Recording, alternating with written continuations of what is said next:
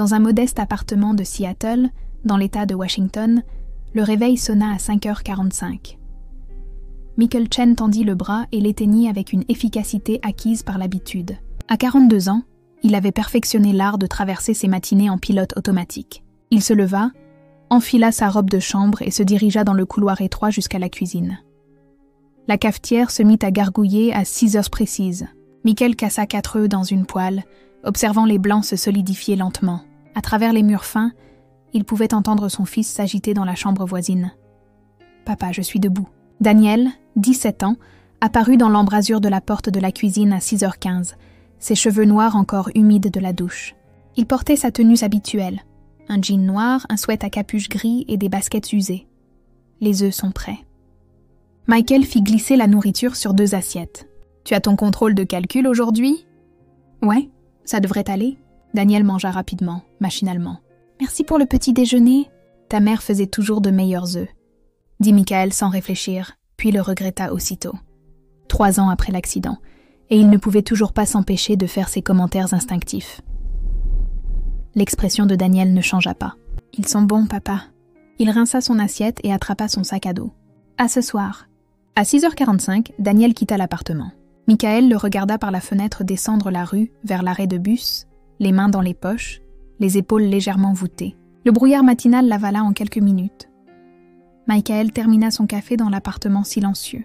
Des photos de sa défunte épouse, Rebecca, souriaient depuis les étagères, figées dans des temps plus heureux. Il se força à détourner le regard et se prépara pour son service à l'hôpital où il travaillait comme kinésithérapeute.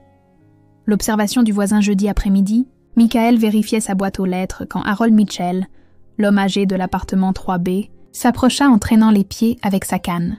« Michael, content de te voir. » Harold ajusta ses épaisses lunettes. « Comment se débrouille le Daniel à l'école ?»« Bien, je crois. Il maintient ses notes. » Michael triait les factures et les prospectus. « C'est bien, c'est bien. » Harold fit une pause. « Tu sais, je voulais te dire quelque chose. Mes vieux yeux ne sont plus ce qu'ils étaient.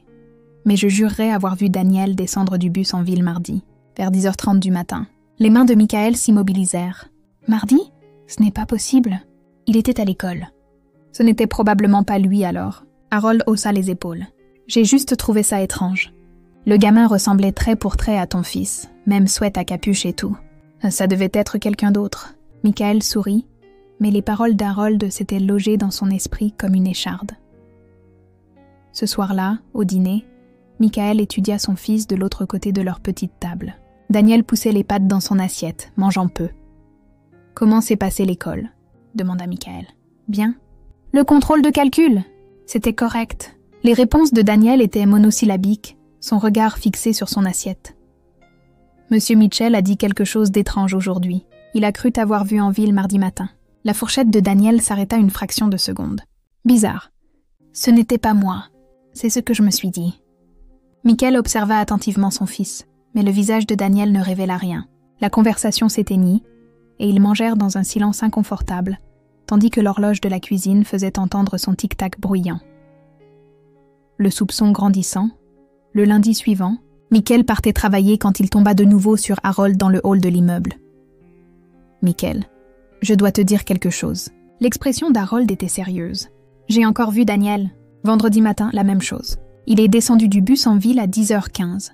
J'étais à mon rendez-vous chez le médecin, assis juste à côté de la fenêtre. « Harold, vous en êtes certain ? Je sais ce que j'ai vu. Il est entré dans ce grand bâtiment sur la 5e avenue, celui à côté du parc. » Harold toucha le bras de Michael. « Je n'essaie pas de causer des ennuis, mais si c'était mon petit-fils, je voudrais savoir. » La poitrine de Michael se serra. Après le départ d'Harold, il resta assis dans sa voiture pendant plusieurs minutes, agrippant le volant. Puis il sortit son téléphone et appela le lycée Lincoln.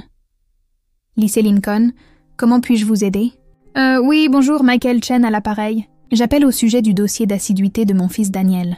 Un instant, s'il vous plaît. » Des touches de clavier cliquetèrent en arrière-plan. « Daniel Chen, en classe de première. Selon notre système, son assiduité est parfaite ce semestre. Y a-t-il un problème ? » « Non, aucun problème. Merci. » Michael raccrocha, plus confus qu'auparavant.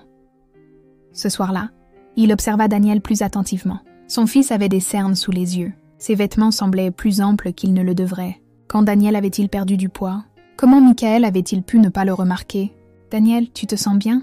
Tu as l'air fatigué. Je vais bien, papa. Juste beaucoup de devoirs. Daniel se leva brusquement. Je vais dans ma chambre. Michael resta seul à table, la tasse préférée de Rebecca toujours dans le placard, là où il ne pouvait se résoudre à l'utiliser. Quelque chose n'allait pas. Harold ne mentirait pas, mais l'école confirmait la présence de Daniel. La contradiction n'avait aucun sens. La décision mardi matin, Michael fit son choix. À 6h45, il regarda Daniel partir comme d'habitude. Puis Michael appela l'hôpital. « Jeannette, je dois prendre un jour de congé personnel. J'ai un imprévu. »« Est-ce que tout va bien ? » ?»« Je l'espère. J'en saurai plus tard. » Michael enfila des vêtements décontractés. Un jean, une casquette de baseball, des lunettes de soleil. Il se sentait ridicule, comme un personnage dans un mauvais film d'espionnage. Mais il devait connaître la vérité. À 7h15, il se gara près de l'arrêt de bus de Daniel, à un endroit où il pouvait observer sans être vu. Son fils arriva à 7h25, monta dans le bus en direction de l'école et disparut au bout de la rue. Michael attendit 30 minutes, puis se rendit au lycée Lincoln. Il se gara de l'autre côté de la rue, avec une vue dégagée sur l'entrée principale. Les élèves affluaient, sac à dos rebondissant, riant et se bousculant. Michael chercha Daniel parmi tous les visages. À 8h15, il le repéra. Daniel entra dans le bâtiment avec un groupe d'autres élèves, se fondant parfaitement dans la masse. Jusqu'à présent, tout semblait normal. Michael décida d'attendre. Il acheta un café dans un commerce voisin et retourna à sa voiture. Les heures s'écoulèrent lentement. Il observa les professeurs arriver, les camions de livraison, une équipe de maintenance. Vers 10 ans, il avait mal au dos à force d'être assis. Puis, à 10h05, une porte latérale s'ouvrit. 3 élèves en sortirent, se déplaçant rapidement mais sans courir. Le 3e était Daniel. Michael retint son souffle. Il regarda son fils marcher d'un pas vif vers l'arrêt de bus, situé à 2 pâtés de maison, jetant constamment des regards par-dessus son épaule. Daniel monta dans le bus du centre-ville à 10h12. Michael démarra sa voiture et le suivit. La piste le bus serpentait à travers les rues de Seattle, s'arrêtant fréquemment. Michael resta à 3 voitures derrière, le cœur battant. Les yeux de Margaret pétillèrent. « Je n'étais juste pas très douée pour le mettre en pratique. La vieillesse me donne une autre chance de m'entraîner. » Ils restèrent assis ensemble, tandis que le soleil se couchait. 3 générations de la famille Chen. Brisés, mais en voie de guérison. Imparfaits, mais présents. Ensemble. 2 mois plus tard, un matin de printemps, l'établissement appela. Margaret était décédée paisiblement dans son sommeil. Michael et Daniel se prirent dans les bras et pleurèrent. Mais au chagrin se mêlait la gratitude. La gratitude pour la seconde chance que Daniel leur avait donnée. La gratitude pour les mois qu'ils avaient là passés ensemble. La gratitude que Margaret ait su dans ces derniers jours qu'elle était aimée et non oubliée. Aux funérailles, Harold Mitchell et Madame Liu vinrent, ainsi que le personnel d'Evergreen, les professeurs de Daniel et les membres du groupe de soutien de Michael, des gens dont la vie de Margaret avait été touchée, directement ou indirectement. « Votre grand-mère aurait adoré ça », dit Madame Liu en regardant la foule rassemblée. « Tous ces gens, ici grâce à elle, elle nous a tous réunis, » dit Daniel. « Même dans la mort, elle prend encore soin de nous. » Des semaines plus tard, Michael et Daniel créèrent une bourse d'études au lycée Lincoln, au nom de Margaret, pour les élèves qui étaient aidants pour des membres de leur famille. « Pour que d'autres jeunes n'aient pas à cacher ce qu'ils traversent », expliqua Daniel. Ils devinrent également des porte-paroles, intervenant au conseil d'administration de l'école sur la nécessité d'aménagements flexibles pour les élèves aidants. Le district mit en place de nouvelles politiques, reconnaissant que l'éducation se déroulait parfois en dehors des murs de la classe. Au premier anniversaire de leur retrouvaille, Michael et Daniel se rendirent sur la tombe de Margaret. Ils apportèrent des fleurs et s'assirent dans l'herbe, lui parlant comme si elle pouvait les entendre. « On se débrouille bien, maman, » dit Michael. « Daniel commence l'université la semaine prochaine. Il va étudier le travail social. Il dit qu'il veut aider des familles comme la nôtre. Je pense que mamie approuverait. » Bon, ajouta Daniel.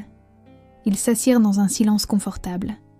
Le genre de silence qui n'existe qu'entre des personnes qui se connaissent vraiment. Michael pensa à tout le temps qu'ils avaient perdu, aux années de solitude parallèle.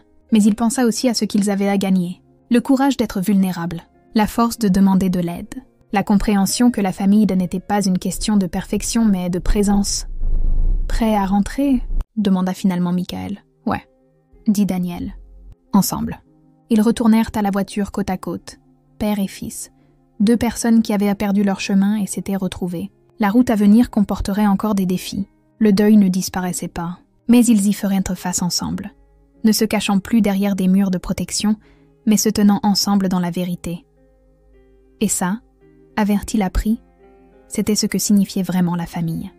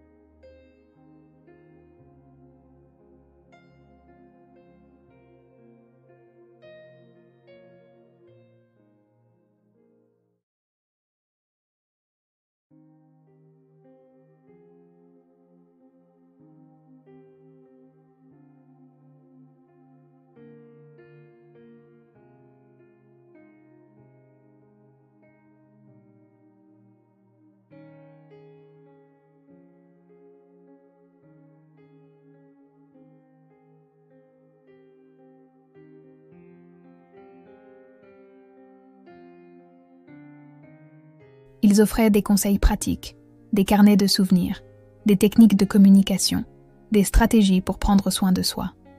N'oubliez pas de prendre soin de vous, soulignait l'animatrice du groupe, une assistante sociale nommée Patricia. L'épuisement de l'aidant est une réalité, on ne peut pas puiser dans une coupe vide. Michael recontacta également les anciens amis de sa mère, des personnes avec qui il avait perdu le contact au fil des ans. Ils furent reconnaissants d'apprendre que Margaret était toujours en vie et voulurent lui rendre visite. « Nous ne savions pas où elle était passée », dit Madame Liu, l'ancienne voisine de Margaret en larmes.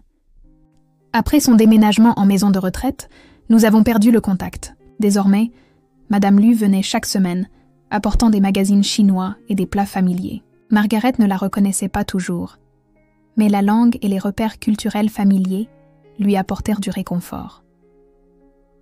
Le livre Daniel suggéra de créer un livre de souvenirs pour Margaret, rempli de photos et d'histoires de sa vie. Michael et Daniel passèrent des soirées à fouiller dans de vieux albums, à scanner des photos, à écrire des légendes. « Regarde celle-là », dit Daniel, tenant une photo d'une jeune Margaret le jour de son mariage. Mamie était magnifique. Elle disait toujours que la beauté se fane, mais que le caractère demeure, se souvint Michael. Ils inclurent des photos de l'immigration de Margaret de Taïwan, de ses premières années en Amérique, de son mariage, de l'enfance de Michael, de la naissance de Daniel, de tout. Même des photos de Rebecca, malgré la douleur. « Mamie aimait maman », dit Daniel. « Nous ne devrions pas effacer ça. » Lorsqu'ils présentèrent le livre à Margaret un jour où elle était lucide, elle pleura. « C'est ma vie », dit-elle en tournant les pages avec soin. « Tout entière. Le bon et le mauvais. Merci de vous souvenir quand je ne le peux plus. » Le personnel d'Evergreen utilisait le livre pendant les périodes de confusion de Margaret, l'aidant à s'ancrer dans la réalité. « Regardez, Margaret. Voici votre fils Michael et votre petit-fils Daniel. Ils viennent vous voir tous les mardis et vendredis. Les jours difficiles, tous les jours n'étaient pas faciles. Certaines visites étaient déchirantes. Un vendredi, Margaret ne reconnut ni l'un ni l'autre. Elle devint agitée, les accusant de voler ses affaires. « Où est mon sac à main? Qu'avez-vous fait de ma mère ?» Une infirmière dut les éloigner doucement. « Ce n'est pas personnel, » leur assura-t-elle. « C'est la maladie qui parle, pas elle. » Michael avait du mal avec ses visites, mais Daniel, plus expérimenté, restait calme. « On vient quand même, » dit-il à son père. « Même si elle ne se souvient pas de nous, nous nous souvenons d'elle. C'est ce qui compte. » Une autre fois, Margaret était lucide mais déprimée. « Pourquoi suis-je encore là ?» demanda-t-elle. « Tous ceux que j'aime sont partis. Ton père, mes parents, mes amis. Même Rebecca. » Elle s'était souvenue de la mort de Rebecca ce jour-là, et le chagrin était frais et vif. « Nous sommes là, » dit Michael en lui tenant la main. « Daniel et moi, nous ne sommes pas partis. »« Pas encore, » dit Margaret avec une clarté inhabituelle. « Mais vous partirez, c'est comme ça que la vie fonctionne. Les vieux partent les premiers, alors profitons de l'instant présent, » dit Daniel, lui montrant sur son téléphone des vidéos d'une émission comique qu'elle aimait autrefois. À la fin de la visite, elle riait, le moment sombre était passé. 6 mois plus tard, un samedi ensoleillé de mars, Michael et Daniel emmenèrent Margaret pique-niquer dans le jardin d'Evergreen. Madame Liu était venue aussi, ainsi qu'Harold Mitchell, pour qui Margaret avait développé une certaine sympathie lors de ses visites. « C'est une fête ?» demanda Margaret, confuse mais ravie. « Oui, » dit Michael. « Une fête de famille. » Ils mangèrent des sandwichs et des fruits. Madame Liu avait apporté des tartelettes aux œufs faites maison, les préférées de Margaret. Harold raconta de terribles blagues qui firent grogner tout le monde. Daniel montra à Margaret des photos de sa récente cérémonie de remise de prix scolaire. « C'est agréable, » dit Margaret à un moment donné, regardant l'assemblée. « Avoir une famille, c'est important. »« Oui, ça l'est, » acquiesça Michael. Ce soir-là, de retour à leur appartement, Michael et Daniel préparèrent le dîner ensemble. Pas un repas silencieux et expéditif, mais une véritable cuisine, avec de la musique et une conversation fluide. « Papa, j'ai été acceptée à l'université de Washington, » y annonça Daniel en coupant des légumes. Les mains de Michael s'immobilisèrent. « C'est merveilleux. Quand l'as-tu appris? Ce matin? Je voulais te le dire en personne. C'est l'une des meilleures universités de l'État. » Michael sentit la fierté l'envahir. « Ta mère serait si fière. »« Je pense qu'elle le serait, » dit doucement Daniel. Puis, « Je prévois de faire les allers-retours depuis la maison, pour pouvoir continuer à rendre visite à mamie. Tu n'es pas obligé de faire ça. Il y a des logements sur le campus. Je veux le faire, » l'interrompit Daniel. « Et puis, il faut bien que quelqu'un s'assure que tu manges correctement. » Michael serra son fils dans ses bras. « Quand es-tu devenu le parent? » « Il y a environ 3 ans, » dit Daniel, mais il souriait, la nouvelle entente un mardi soir. Assis dans le jardin d'Evergreen avec Margaret somnolent dans son fauteuil roulant entre eux, Michael parla doucement à son fils. « J'ai repensé à ce que tu as dit, sur le fait que nous étions 2 personnes dans un appartement, essayant juste de ne pas nous souvenir. Papa, je n'aurais pas dû dire ça. Non, tu as bien fait. C'était vrai. » Michael regarda le coucher de soleil peindre le ciel d'orange et de rose. « Après la mort de ta mère, je pensais te protéger en restant fort, en ne m'effondrant pas. Mais tout ce que j'ai fait, c'est construire des murs. J'ai aussi construit des murs, admit Daniel. Je ne voulais pas être un fardeau pour toi. Alors nous étions tous les 2 seuls, même si nous étions ensemble. » Michael se tourna vers son fils. « Je ne veux plus de ça. Je veux que nous soyons de nouveau une vraie famille. Peu importe à quoi ça ressemble maintenant. » « À quoi ça ressemble ?» demanda Daniel. « Je ne sais pas exactement. Différent d'avant, évidemment. Ta mère était le cœur de notre famille. Sans elle ?» La voix de Michael se brisa. « Mais nous sommes toujours là. Toi, moi et même ta grand-mère. Nous sommes toujours là et nous sommes toujours une famille. » Margaret s'agita, ouvrant les yeux. Elle parut confuse un instant, puis sourit en les voyant. « Michael et Daniel. Oui, mes garçons. »« Salut, maman !» dit Michael doucement. « Je me suis endormie ?»« C'est impoli. » Margaret se redressa dans son fauteuil roulant. « Racontez-moi quelque chose de bien. Quelle bonne chose est arrivée aujourd'hui ?» Daniel et Michael échangèrent un regard. « Aujourd'hui, mamie, nous sommes tous ensemble, » dit Daniel. « C'est ça, la bonne chose. »« C'est bien, en effet, » acquiesça Margaret. Puis, avec une clarté inhabituelle, « Vous savez ce que j'ai appris en vivant si longtemps ? La famille, ce n'est pas d'être parfait. Ce n'est pas de ne jamais faire d'erreur ou de ne jamais se blesser. C'est de revenir, c'est de pardonner, c'est de se choisir les uns les autres, même quand c'est difficile. »« Quand as-tu compris ça ?» demanda Michael. C'était son fils, le seul membre de sa famille qui lui restait, et Michael le suivait comme un étranger. Qu'était devenue leur relation? Le bus entra dans le centre-ville, passant devant des immeubles de bureaux et des magasins. 20 minutes plus tard, Daniel descendit près de la 5e avenue, exactement là où Harold l'avait dit. Michael se gara illégalement et le suivit à pied, en gardant ses distances. Daniel marchait avec détermination, les mains profondément enfoncées dans ses poches. Il tourna dans un quartier que Michael reconnut, des bâtiments plus anciens, des rues bordées d'arbres, un petit parc. Puis Daniel s'arrêta devant un grand bâtiment de couleur crème avec une enseigne, établissement de soins pour la mémoire Evergreen. Michael se figea sur le trottoir, à une 15aine de mètres. Une maison de retraite? Pourquoi Daniel serait-il ici? Son fils monta les marches du perron et franchit les portes vitrées comme s'il était chez lui. Michael attendit 5 minutes, puis le suivit. Le hall d'entrée était lumineux et propre, décoré de plantes artificielles et de peintures de paysages. Une réceptionniste était assise derrière un bureau incurvé, tapant sur un ordinateur. « Puis-je vous aider ?» demanda-t-elle avec un sourire professionnel. L'esprit de Michael s'emballa. « Je suis ici pour rendre visite à quelqu'un. » Le nom du résident? Il ne savait pas quoi dire. À qui Daniel rendait-il visite? « En fait, je ne fais que regarder. J'envisage des établissements pour ma mère. »« Bien sûr. Souhaitez-vous une visite? Peut-être la prochaine fois. Merci. » Michael recula avant qu'elle ne puisse poser d'autres questions. Il s'assit dans sa voiture, fixant le bâtiment.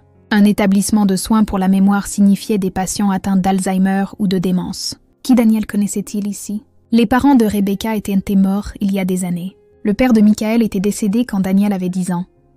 Cela ne laissait qu'une seule possibilité. Une personne à qui Michael n'avait pas parlé depuis 3 ans. Sa mère. La prise de conscience Michael agrippa le volant, les jointures de ses doigts blanchissant. Margaret Chen, sa mère. La femme qu'il avait rayée de sa vie après la mort de Rebecca. Les souvenirs affluèrent. L'enterrement. Margaret en larmes, essayant de le serrer dans ses bras. « Michael, s'il te plaît, laisse-moi t'aider. Laisse-moi être là pour Daniel. » Et la réponse de Michael, froide et dure. « Tu n'as jamais approuvé Rebecca.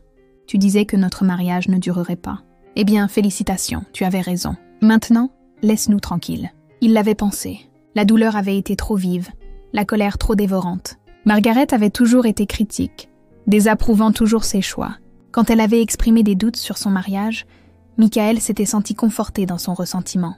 Après la mort de Rebecca, ce ressentiment s'était transformé en quelque chose de plus laid. Il avait dit à Daniel qu'il coupait les ponts avec sa grand-mère. « Elle est toxique.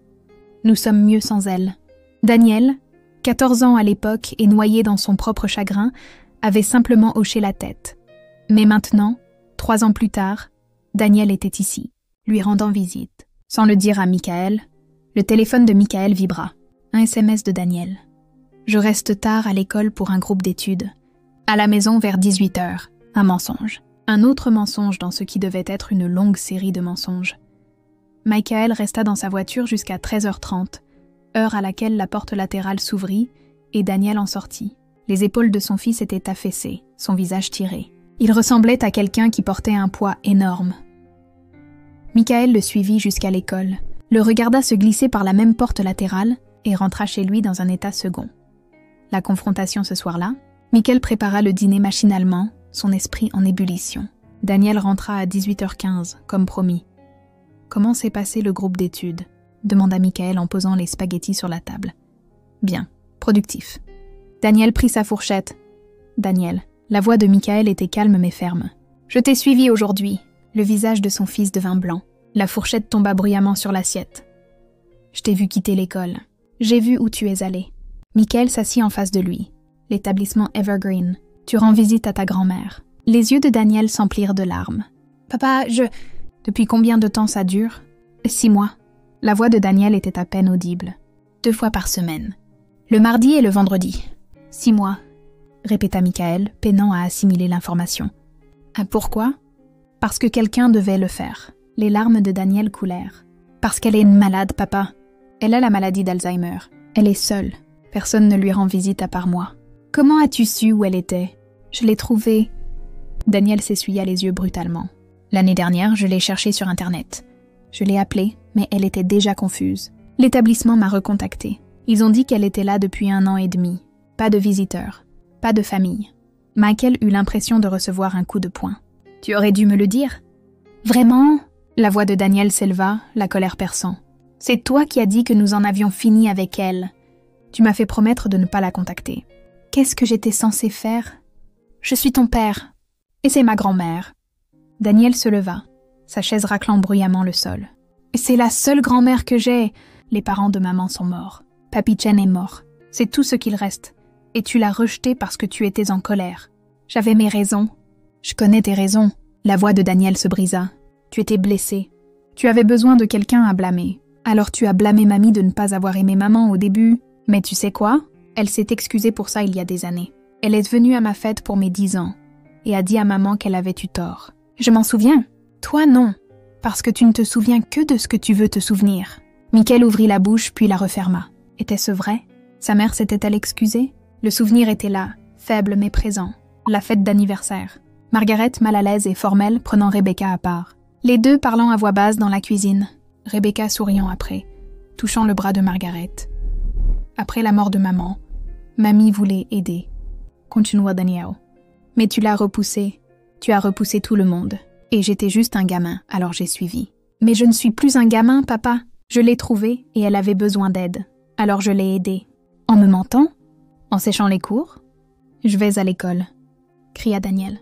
J'arrive à 7h30. Je reste jusqu'à 10h. Je vais à mes cours les plus importants. Ensuite, je rends visite à mamie pendant 2 heures et je reviens pour mes cours de l'après-midi. Mes notes sont toujours bonnes. Je ne suis en échec dans aucune matière. L'école envoie des notifications d'absence que je supprime de tes emails. J'ai ton mot de passe. Tu ne vérifies jamais de toute façon. Michael fixa son fils, le voyant clairement pour peut-être la première fois depuis des années. Daniel n'était plus un enfant. C'était presque un adulte, grand et mince, avec le menton déterminé de sa mère et les yeux vifs de sa grand-mère. Pourquoi ne m'as-tu rien dit ?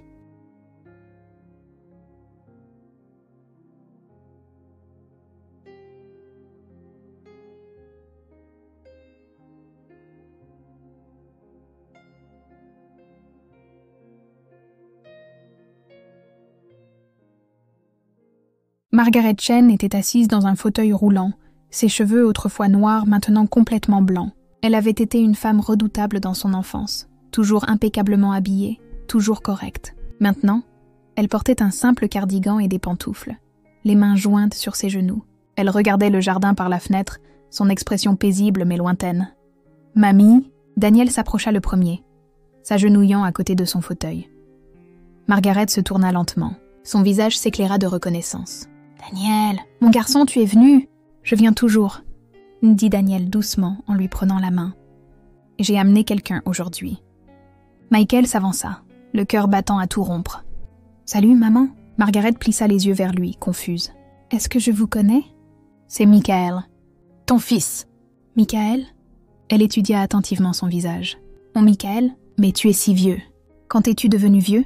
Malgré tout, Michael sourit. « Oh, ça arrive progressivement, maman. »« Assieds-toi, assieds-toi. » Elle fit un geste vers une chaise voisine. « Daniel, apporte une chaise à ton père. »« Où étais-tu passé, Michael ?»« J'attendais. »« Je sais, je suis désolée. » Michael s'assit, et soudain il eut de nouveau 8 ans, s'excusant auprès de sa mère pour avoir sali la maison avec de la boue.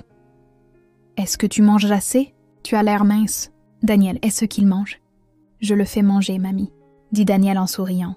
« Bien, bien. » Margaret tapota la main de Michael. « Ton père s'inquiète pour toi, tu sais. Il dit que tu travailles trop. »« Papa est mort il y a 7 ans, maman, » dit Michael doucement. Le visage de Margaret s'assombrit de confusion, puis de tristesse. « Vraiment ? J'oublie parfois. » Elle resta silencieuse un moment, puis regarda Daniel. « Qui es-tu déjà, mon cher ? » « Je suis Daniel, ton petit-fils. »« Daniel. » Elle répéta le nom, le savourant. « C'est un joli nom. Michael, c'est toi qui as choisi ce nom ? » « Oui, maman. Rebecca et moi l'avons choisi ensemble. »« Rebecca ?»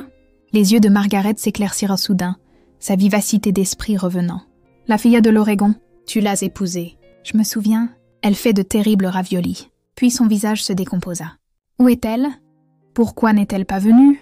Michael et Daniel échangèrent un regard. « Elle ne pouvait pas venir aujourd'hui, mamie, » dit Daniel doucement. « Margaret sembla l'accepter. Elle regarda de nouveau Michael. « Tu es en colère contre moi. »« Quoi ? Tu es en colère. Je le vois. J'ai dit quelque chose de mal, n'est-ce pas ? À propos de Rebecca, je dis toujours les mauvaises choses. » Michael prit la main frêle de sa mère. « Tu n'as rien dit de mal. Et je ne suis plus en colère.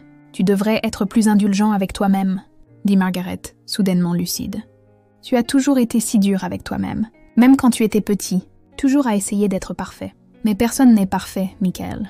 Je n'étais pas parfaite. Ton père n'était pas parfait. C'est pour ça qu'on se pardonne les uns les autres. » Des larmes coulèrent sur le visage de Michael. « Quand es-tu devenu si sage ? » « J'ai toujours été sage. C'est juste toi qui as arrêté d'écouter. » Margaret sourit, puis son attention se reporta sur la fenêtre. « Le jardin est magnifique aujourd'hui. Est-ce qu'on a le droit d'aller dehors ? »« Oui, mamie, » dit Daniel. « Tu veux faire une promenade ? » Pendant l'heure qui suivit, Michael et Daniel se promenèrent avec Margaret dans le jardin. Elle alternait entre des moments de clarté et de confusion, les reconnaissant parfois non. Une fois, elle appela Michael par le nom de son père. Une autre fois, elle demanda s'ils étaient là pour son anniversaire. Mais il y eut des moments de lucidité parfaite. Des moments où elle raconta des histoires sur l'enfance de Michael, riant de vieux souvenirs. Des moments où elle interrogea Daniel sur l'école et comprit réellement ses réponses. Des moments où tous les trois étaient simplement une famille. Quand ce fut le moment de partir, Margaret serra fort la main de Michael. « Reviendras-tu ? » ?»« Oui, maman. Je te le promets. »« Bien. Ne reste pas si longtemps la prochaine fois. Je pourrais t'oublier complètement. » Elle le dit d'un ton neutre, sans apitoiement sur son sort. « Je ne le ferai pas, » dit Michael en l'embrassant sur le front. « Je t'aime, maman. »« Je sais, » dit Margaret. Puis doucement, « Je suis fière de toi, au cas où j'oublierai de te le dire plus tard. » Le système au cours des semaines suivantes. Michael et Daniel établirent une nouvelle routine. Ils rendaient visite à Margaret ensemble tous les mardis et vendredis. Michael s'arrangea avec la directrice de l'établissement pour mettre en place des plans de paiement appropriés, ressentant de la honte que sa mère ait dû compter sur l'assurance maladie et ses petites économies. « Les soins de votre mère sont coûteux, » expliqua la directrice, Madame Patterson. Sans soutien familial, de nombreux résidents ont des difficultés. Ce ne sera plus un problème, l'assura Michael. Il parla également avec Harold Mitchell, le remerciant pour ses observations. « Vous avez sauvé ma famille, » dit Michael au vieil homme. « Si vous n'aviez pas parlé, je n'aurais peut-être jamais su. » Harold balaya le compliment d'un geste de la main. C'est à ça que servaient les voisins. Michael appela aussi le lycée Lincoln et organisa une réunion avec le proviseur et les professeurs de Daniel. Daniel a géré son emploi du temps sans autorisation, expliqua Michael. C'est de ma faute. J'aurais dû être au courant et prendre les dispositions nécessaires. Daniel était assis à côté de lui, s'attendant à une punition. Au lieu de cela, la proviseure, Madame Rodriguez, les surprit tous les deux. Les notes de Daniel sont exemplaires. dit-elle en examinant son dossier. Et ses professeurs rapportent qu'il ne manque jamais les devoirs ou les contrôles importants. Bien que nous ne puissions pas approuver officiellement que les élèves quittent le campus, je comprends qu'il s'agissait de circonstances exceptionnelles. Il s'occupait d'un membre de sa famille atteint d'Alzheimer, ajouta Michael. Quelque chose que j'aurais dû faire. Madame Rodriguez regarda Daniel avec un nouveau respect. C'est d'une maturité remarquable. Cependant, nous avons besoin d'une meilleure solution.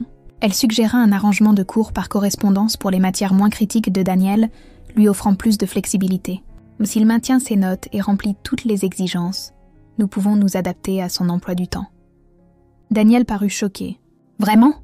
L'éducation ne se limite pas à ce qui se passe dans les salles de classe, » dit Madame Rodriguez. « Ce que vous avez fait pour votre grand-mère, c'est aussi de l'éducation, mais faisons les choses correctement à partir de maintenant. » Un cercle qui s'élargit Michael commença à assister à un groupe de soutien pour les aidants à Evergreen.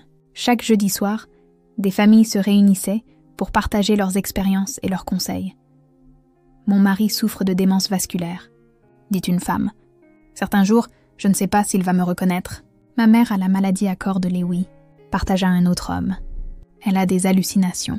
Elle voit des gens qui ne sont pas là. » Michael écouta leurs histoires, comprenant enfin qu'il n'était pas seul. Ces gens connaissaient sa douleur, sa confusion, sa culpabilité.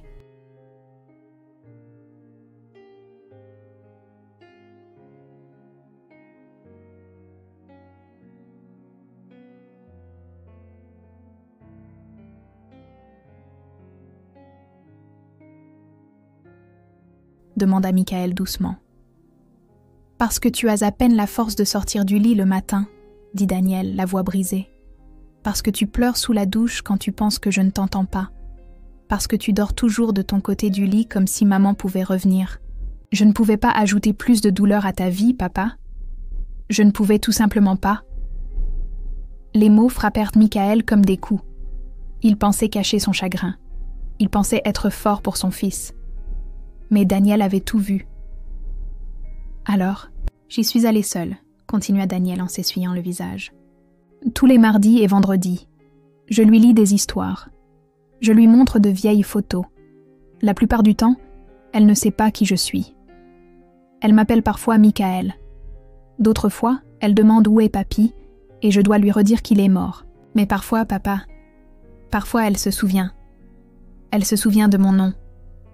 Elle me raconte des histoires sur toi quand tu étais petit. Et pendant ces quelques minutes, j'ai de nouveau une famille. Une vraie famille. Pas seulement. » Il fit un vague geste entre eux. « Ça. » Michael sentit ses propres larmes monter. « Que sommes-nous alors ? 2 personnes vivant dans le même appartement, essayant de ne pas se souvenir de ce que nous avons perdu. » Daniel se rassit, épuisé. « Je t'aime, papa, mais j'avais besoin de plus que ça. Alors je l'ai trouvé. » La vérité, cette nuit-là, Michael resta éveillé, fixant le plafond. Les mots de Daniel résonnaient dans son esprit. 2 personnes vivant dans le même appartement. Était-ce ce qu'ils étaient devenus ? Il pensa aux 3 dernières années. Après la mort de Rebecca, Michael s'était mis en mode survie. Nourrir Daniel, l'envoyer à l'école, payer les factures, exister. Il avait pensé que c'était suffisant.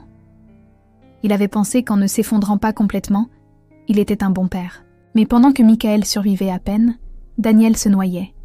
Et au lieu de demander de l'aide, son fils avait trouvé sa propre bouée de sauvetage. En Margaret. En la grand-mère que Michael avait bannie par douleur et par orgueil. À Dörzis. Du matin, Michael se leva et se rendit dans la chambre de Daniel. Son fils était encore éveillé, les yeux fixés sur son téléphone. « On peut parler ?» demanda Michael depuis le seuil. Daniel hocha la tête, posant son téléphone. Michael s'assit sur le bord du lit. « Parle-moi d'elle. De ta grand-mère. Comment va-t-elle » Daniel parut surpris, puis méfiant. « Il y a des jours meilleurs que d'autres. Les infirmières disent qu'elle est au stade modéré. Elle sait qu'elle est dans un établissement de soins, mais elle oublie pourquoi. Elle oublie beaucoup de choses. Est-ce qu'elle demande de mes nouvelles ? À chaque visite. » La voix de Daniel était douce. « Elle demande où tu es. Je lui dis que tu es occupée par le travail. Elle dit toujours « Michael travaille trop, tout comme son père. » Michael ferma les yeux. « J'aurais dû être là. »« Pourquoi l'as-tu vraiment coupé de nos vies ?» demanda Daniel. « Ce n'était pas seulement à cause de maman, n'est-ce pas ?»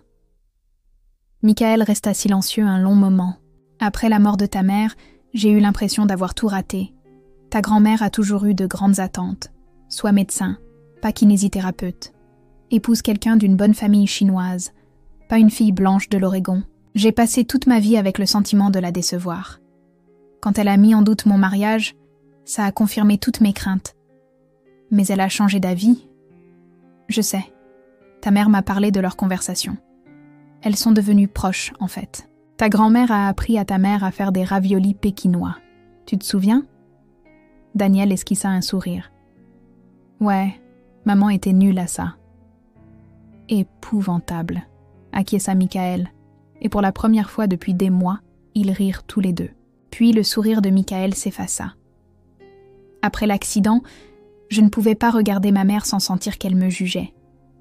Comme si elle pensait « Si tu avais été un meilleur mari, un meilleur soutien de famille, peut-être que Rebecca n'aurait pas travaillé si tard ce soir-là.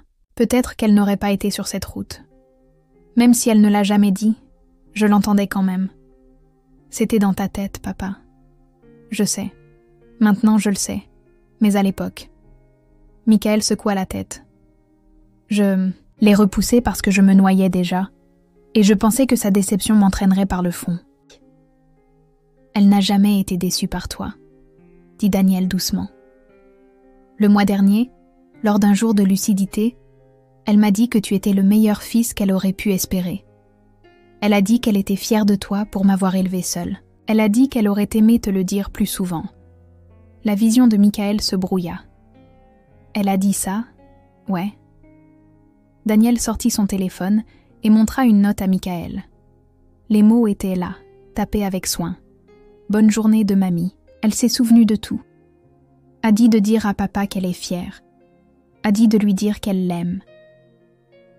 Michael s'effondra. Les larmes qu'il retenait depuis 3 ans finirent par couler, et Daniel se rapprocha, passant maladroitement un bras autour des épaules de son père. « Je suis désolé, » dit Michael à travers ses sanglots. « Je suis tellement désolé, pour tout, pour ne pas avoir été le père dont tu avais besoin, pour t'avoir laissé gérer ça tout seul. Tu es là maintenant, » dit Daniel, et il y avait du soulagement dans sa voix. « C'est ce qui compte. » La première visite vendredi matin, Michael appela de nouveau l'hôpital. « Jeannette, j'ai besoin de ma journée. Urgence familiale. Daniel va bien ? Il ira bien. » À 7h30, Michael dit à Daniel de ne pas aller à l'école. Son fils parut confus, mais ne discuta pas. « Nous y allons ensemble, » dit Michael. « Voir ta grand-mère. » Les yeux de Daniel s'écarquillèrent. « Tu es sûr ? » ?»« Non. » « Mais nous y allons quand même. » Ils prirent le bus pour le centre-ville, assis côte à côte en silence. Daniel envoya un SMS au secrétariat de l'école depuis son téléphone. « Daniel Chen sera absent aujourd'hui. Urgence familiale. » Michael Chen. « C'est vraiment comme ça que tu faisais ?» demanda Michael. « À peu près. Il ne vérifie jamais. Il note juste mon absence et envoie tout l'email que je supprime. » Daniel haussa les épaules. Le système est plus facile à déjouer qu'on ne le pense. À Evergreen, la réceptionniste s'illumina en voyant Daniel. « Daniel !»